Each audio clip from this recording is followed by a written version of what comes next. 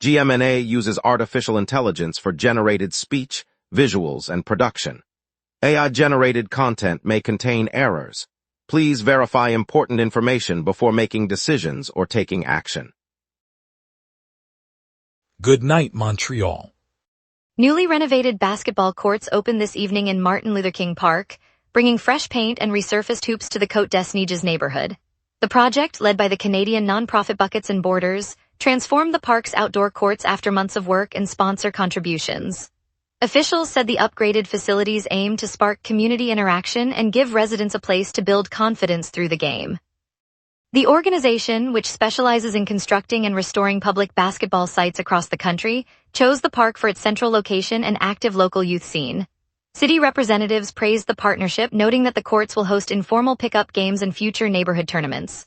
As the sun set, the first players took to the new surfaces, marking another step in the city's effort to enrich public spaces through sport. The Festival Ludique de Montreal has turned the Quartier Latin into a bustling playground for tabletop fans.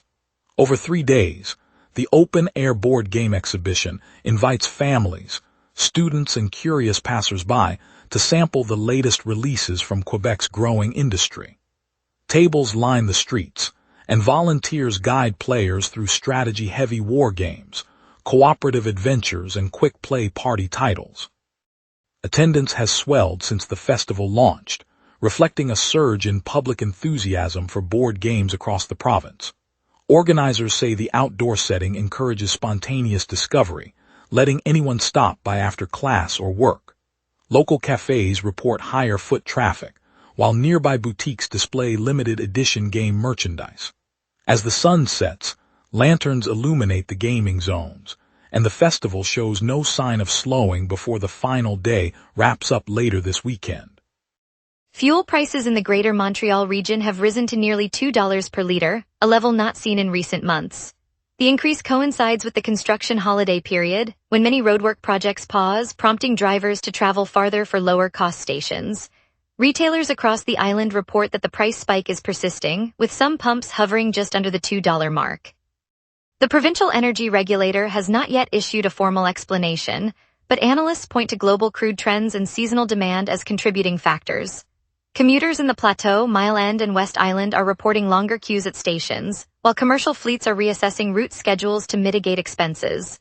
The situation remains fluid, and authorities continue to monitor market fluctuations throughout the week. Consumers are advised to compare prices and consider carpooling where possible. Tomorrow night, the Hamilton Tiger Cats travel to Percival Molson Stadium for a CFL regular season showdown with the Montreal Alouettes. Quarterback Tree Ford will lead the Tiger Cats as they seek revenge after the two clubs opened the 2026 campaign against each other roughly 2 months ago. The Alouettes, fresh from a home crowd in the opening tilt, will look to defend their turf and keep the early season momentum alive. Both teams are coming off a week of practice and film review, and coaches say the game could swing on a few key turnovers and special teams plays. Fans can expect a lively atmosphere in the historic stadium, with the rivalry adding extra excitement to a Sunday night that promises high-octane football for anyone tuning in. Tickets are selling fast, and local supporters are already lining up for the game. 5 officers from the Service de Police de la Ville de Montreal have been suspended without pay for terms ranging from 30 to 42 days, after a Quebec court found them guilty of serious misconduct during a 2018 pursuit that left a woman seriously injured. The court ruled the officers committed particularly serious faults that directly caused the civilians injuries. The suspensions are now in effect while the department reviews internal policies on high-speed chases. The woman, who was struck after the police vehicle collided with a parked car on a downtown street, required extensive medical treatment and remains recovering. Police officials said the disciplinary measures reflect the seriousness of the incident and will be monitored throughout the suspension period.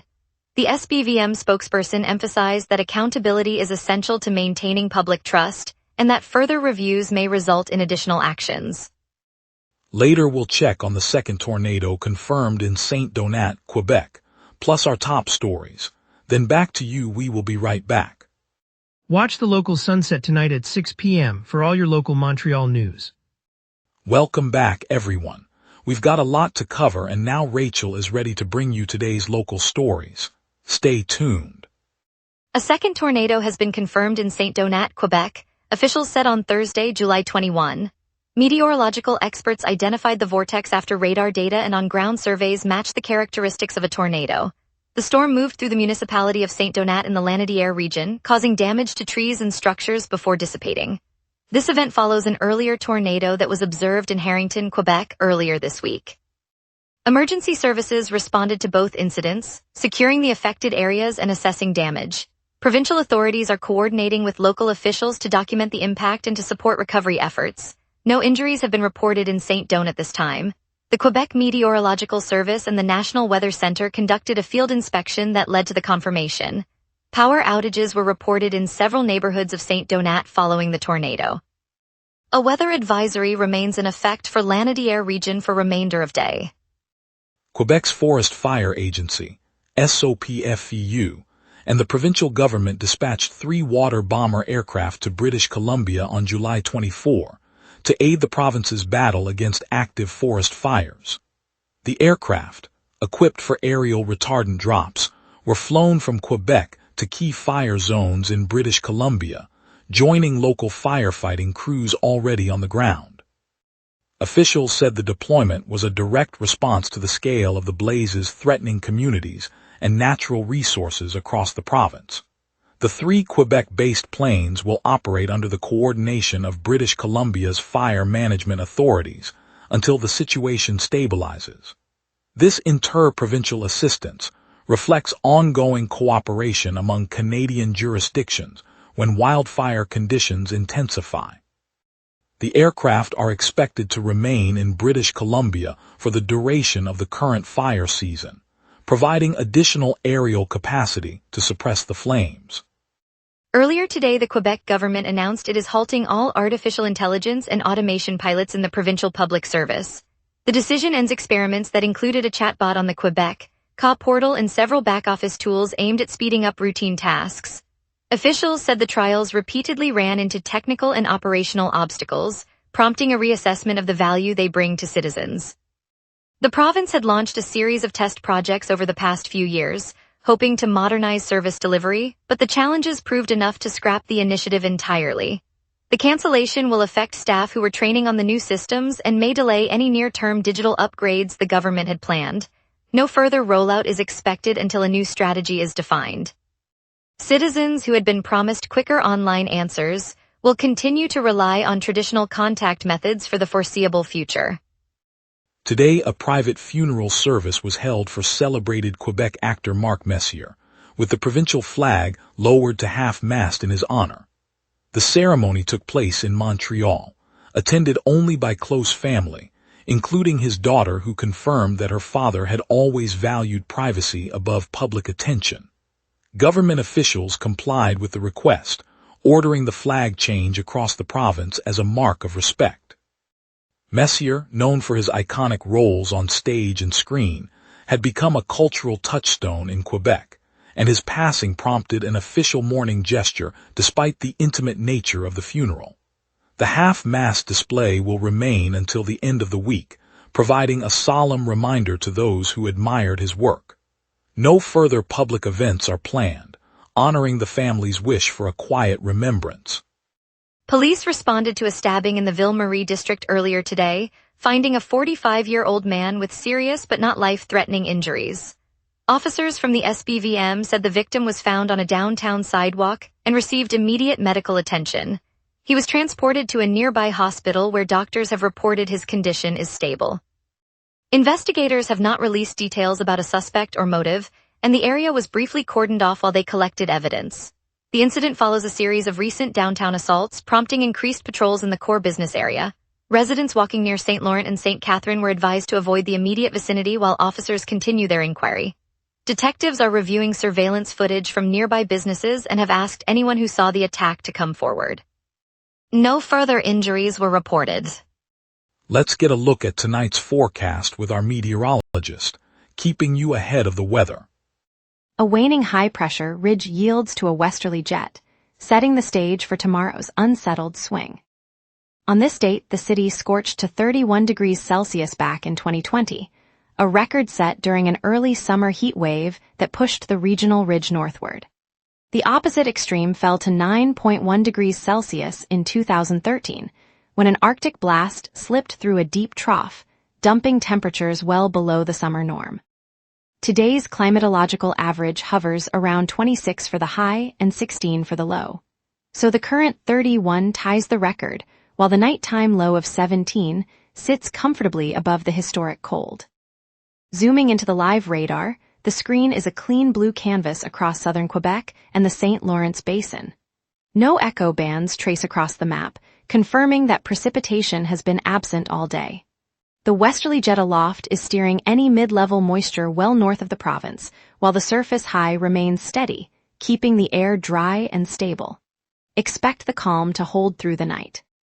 At 11 p.m., the city sits under a thin veil of clouds, temperature 24, humidity 44%, and a gentle southeast breeze of 7 kilometers per hour. The surface pressure is near average but easing lower, signaling a weakening ridge that will allow the mid-level westerly jet, traveling 48 kilometers per hour, to inject modest warmth aloft. With the sun still high, daytime heating will push temperatures to a high of 31, while the nighttime low drops to 17 as the lingering moisture drains away. UV index reads 7, and the strongest gusts will only reach 14 kilometers per hour from the southeast. No weather alerts are active. That atmospheric backdrop sets the stage for the coming 5-day pattern. Looking ahead, the next 24 hours remain overcast with a high of 29 and a low of 18, the sun refusing to break through. Monday holds the same high of 29 but a slightly higher low of 19, and a 45% chance of rain as a weak frontal wave slides eastward. Tuesday repeats the 29 high, low climbs to 20, and the rain probability climbs to 50%, hinting at a lingering moist airstream. Wednesday cools noticeably to a high of 24, low 18, with light rain expected and a 60% chance, marking the wettest day of the stretch. Thursday stays at 24 high and 18 low under overcast skies, with a 40% rain risk as the system drifts north. The pattern shows a gradual tapering of warmth and a persistent mid-week rain corridor. And that's your weather. Remember, the wrap is also available as a podcast. Listen anytime on iHeartRadio or wherever you get your podcasts. Coming up, traffic updates, what's on today across the city, and a look at the Canadian season start. We will be right back. Watch the local sunset tonight at 6 p.m. for all your local Montreal news.